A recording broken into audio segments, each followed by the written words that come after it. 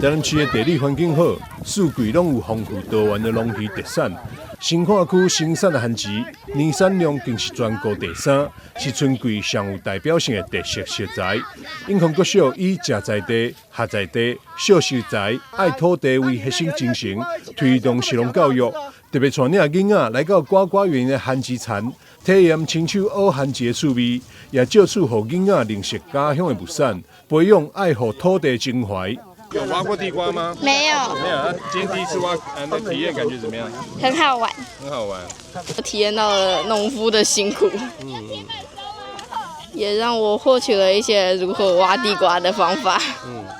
一開始我以為這種地瓜是在這個溝縫裡面。走出學校，我們直接進到我們的生產地，就是我們地瓜園來採收這些地瓜。那剛好符合現在的節令時期，大概就是現在是地瓜採收的時間，所以我們就讓學生來體驗地瓜之後，採收這些地瓜之後帶回進學校裡面，那配合學校的營養午餐的食材，也是用地瓜為主題，來進到我們的小朋友的飲食課程。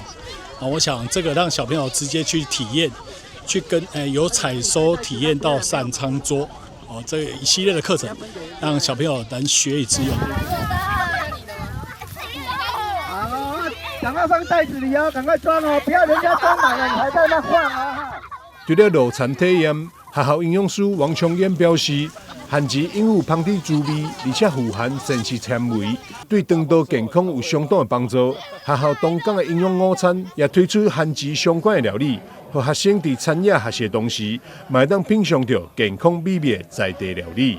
台南新聞張偉忠採訪報道。